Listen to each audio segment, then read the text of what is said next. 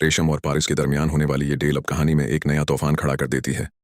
Paris की बात सुनकर रेशम चंद लम्हों के लिए खामोश हो जाती है, क्योंकि उसे बिल्कुल भी अंदाजा नहीं होता कि पारिस इतना बड़ा फैसला उसके सामने रख देगी। रेशम हैरत से पारिस को देखते हुए कहती है, तुम्हें लगता है कि ये इतना आसान है? तुम मुझे हारून से शादी करने का कह रही हो और खुद जवार को हासिल करने का ख्वाब देख रही हो।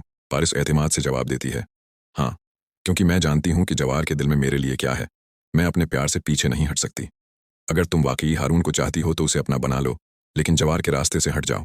रेशम के चेहरे पर एक अजीब सी मुस्कुराहट आ जाती है।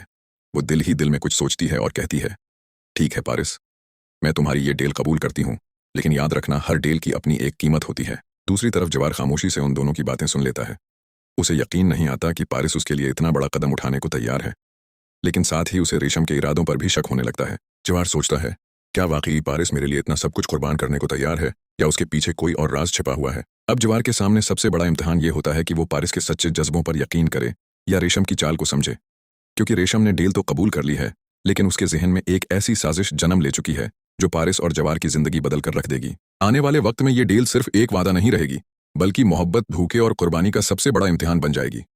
आने वाले वक्त में ये डील सिर्फ एक वादा नहीं रहेगी, बल्कि मोहब्बत, धोखे और कुर्बानी का सबसे बड़ा इम्तिहान बन जाएगी। रेशम के चेहरे पर मौजूद मुस्कुराहट देखकर पारिस को भी कुछ अजीब सा महसूस होता है। उसे अंदाजा हो जाता है कि रेशम ने उस डील को इतनी आसानी से कबूल नहीं किया। जरूर उसके जहन में कोई ना कोई चाल चल रही है, लेकिन पारिस अपने फैसले पर कायम होती है, क्योंकि उसके लिए सबसे अहम चीज सिर्फ जवार की मोहब्बत होती है। दूसरी तरफ जवार इस पूरी सूरत हाल से परेशान हो जाता है। वो पारिस के पास जाता है और उससे सवाल करता है, पारिस, तुमने रेशम के सामने ऐसी बात क्यों कही? क्या तुम वाकई समझती हो कि सब कुछ इतना आसानी से हो जाएगा? पारिस जवार की आंखों में देखते हुए कहती है, जवार, मैं जानती हूं कि रास्ता आसान नहीं है, लेकिन मैंने हमेशा तुम्हारा साथ देने का वादा किया था।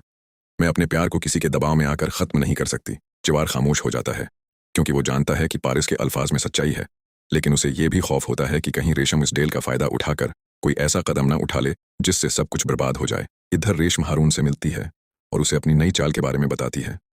वो कहती है, अब वक्त आ गया है कि हम ऐसा कदम उठाएं जिससे पारिस और जवार हमेशा के लिए एक दूसरे से दूर हो जाएं।